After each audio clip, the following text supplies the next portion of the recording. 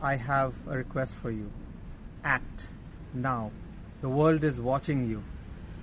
Stop protecting the killers. আমি আরজি কলেজের ছাত্রী ছিলাম, সেখানে আমি 3 বছর পড়াশোনা করেছি। আমি সেখানে পিজিটি ছিলাম, পিডিয়াট্রিক ডিপার্টমেন্টের। আমি প্রচন্ড রেগে আছি, কষ্ট হয়। সেক্স এডুকেশনটাকে ট্যাবু কিংবা এটা নিয়ে কথা বলা যাবে না, এগুলো বাজে জিনিস। আরেকটা দুর্ভাগ্য যে কলেজের যে প্রিন্সিপাল, তাকেও আমি চিনি।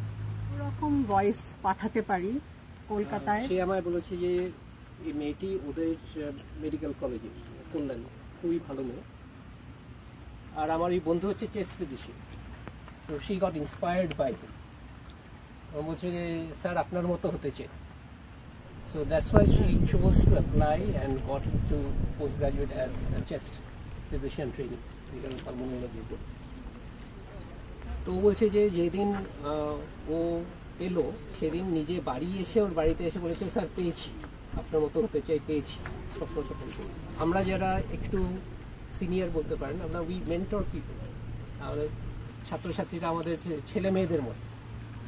তো সেইখান থেকে একটা বাচ্চা মেয়ে মেডিকেল কলেজে ঢুকেছে, পাস করেছে, তারপরে কত স্বপ্ন যে আমি করব, অ্যাচিভ করেছে, তারপরে এইটা হওয়া, এটা আমার মানে বলার কোনো ভাষা নেই।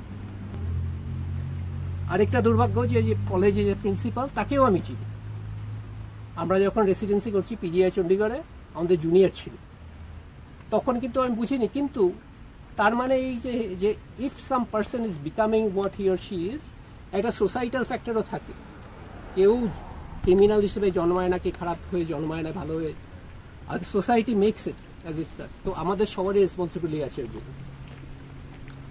আর এইটা বলছে, আজকে রবীন্দ্রনাথের ঠাকুরের যে সামনে দাঁড়িয়ে রবীন্দ্রনাথ মনে হয় না কোনোদিনও ভেবেছিলেন যে আজকে এরকম একটা দিন আসবে। আজকে পৌলভকে বলছিলাম 2024-এ আজকের দিন আমরা কোনোদিনও ভাবিনি যে এরকম একটা দিন আসবে যে আমাদের মানে সেফটি ফর উইমেন, তার জন্য আমাদেরকে সবাইকে এসে এরকম একটা কথা বলতে হবে। এটা খুবই শেমফুল। এটা ভারতবর্ষে এটা বিক্ষিপ্ত নয়, এটা বরাবর চলে এসছে। কয়েকদিন আগেও একজন রেপ হয়েছে, মার্ডার হয়েছে, এরকম আরও হবে, because it's a manifestation of a disease. আমাদের সেই ডিজিজটাকে করতে হবে। কাউকে জেলে দিয়ে দিলাম, করে দিলাম, ওইটা ঠিক আছে, ওটা করা উচিত, কিন্তু কেন হচ্ছে we have to take one step back and introspect যে কেন, এবং আমাদের রোল তাতে কি, ওইটা আমাদেরকে ভালোভাবে বুঝে একটা হলেও আপনারা ক্রাইম প্রিভেন্ট করবেন। আমাদের মধ্যে আজকে কয়েকজন আরজি করের প্রাক্তনীও আছেন। As an ex-doctor of Arji Kar Medical College, my head hangs in shame today on what is happening in Kolkata right now. If this message is reaching the people in power in Kolkata today, I have a request for you. Act now. The world is watching you. Stop protecting the killers and make sure this never ever happens again. আমি আরজি কলেজের ছাত্রী ছিলাম, সেখানে আমি 3 বছর পড়াশোনা করেছি। আমি সেখানে পিজিটি ছিলাম, পিডিয়াট্রিক ডিপার্টমেন্টের। এই খবরটা শুনে যে কত বড় ধাক্কা আমার লেগেছে, কারণ চেস্ট মেডিসিন ডিপার্টমেন্ট সেই বিল্ডিংয়েরই কয়েক ফ্লোর নিচে। 3 বছর আমি একা রাতে ডিউটি করেছি। আমি সবসময় মনে হয়েছে যে হয়তো এটা সেফ নয়, which is something we should never feel when we are doing calls as a doctor.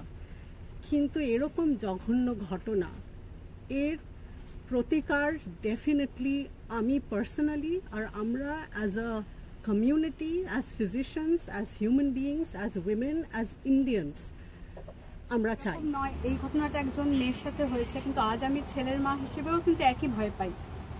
কিছুদিন আগে যাদবপুরে একটা ঘটনা ঘটেছে, সেখানে এক ছেলের সাথে শ্লীলতাহানি করা হয়েছে। সে সুইসাইড হয়েছে না তাকে মার্ডার করা হয়েছে তাই নিয়েও, মানে এরকম নয় যে ঘটনাটা ছেলের সাথে বা মেয়ের সাথে হচ্ছে। যারা অলরেডি মা বাবা আছেন তারাও যেন সেক্স এডুকেশনটাকে ট্যাবু কিংবা এটা নিয়ে কথা বলা যাবে না, এগুলো বাজে জিনিস, এরমভাবে যেন বাচ্চাদেরকে বা যাকে হোক না বোঝায়। আর আমাদের পশ্চিমবঙ্গে যেই সব মানুষদের কাছে সেক্স এডুকেশন পৌঁছানো তাদের মা বাবার থ্রু দিয়ে সম্ভব নয়, যদি কোনো এনজিও, যদি সরকারের মাধ্যমে কিছু হয় নিয়ে তাদেরকে সেগুলো নিয়ে পড়ানো হয়। কারুর কারুর হতাশা আছে, কারুর কারুর আশা আছে, কেউ কেউ ভীষণ রেগে গেছে, কেউ কেউ দুঃখে পড়ছে আর কিছু হবে না। প্রত্যেকেই রোজই কিছু না কিছু এই রকম ইমোশনের ঢেউয়ের ওপর দিয়ে যাচ্ছে। আমিও যখন এখানে এসেছিলাম, এইসবের ঊর্ধ্বে প্রথমে মনে হয় যখন মানুষটার কথা ভাবি যে আমরা যারা মেয়েরা, তাদের মধ্যে কারোর সাথে যদি এরকম কিছু হতো তাহলে তার সেই সময়টা কীরকম যেত। আমি আমার মা বাবার একমাত্র মেয়ে, আমার দুটো মেয়ে আছে। আমরা প্রত্যেকটা মানুষ এখানে যাদের সঙ্গে কন্যা সন্তান আছে, তারা যখন তাদের বন্ধু বান্ধবদের পুত্র সন্তান দেখি, আমাদের অনেক সময় হয়তো মনে হয়, ইস, আমার যদি একটা ছেলে থাকতো তাহলে হয়তো আমাদের মেয়েদের বড় করার সময় যে জিনিসগুলো শেখাতে হয় সেটা হয়তো আমাকে শেখাতে হতো না, সেই চিন্তাটা আমাকে করতে হতো না। আমি প্রচণ্ড রেগে আছি, কষ্ট হয়, কিন্তু আমি হতাশও।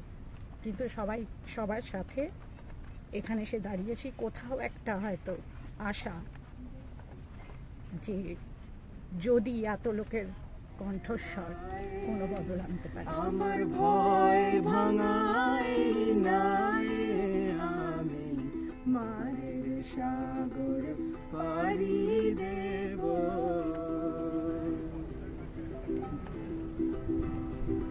মা ভৈবানীর ভরসা হেল্পলেসনেস আর এই রাগ, এসব মিলিয়ে যদি আমরা কিছু করতে পারি, দূর থেকে যদি আমরা কোনোভাবে কোনো রকম ভয়েস পাঠাতে পারি কলকাতায়, ইন্ডিয়াতে, it will be worth it.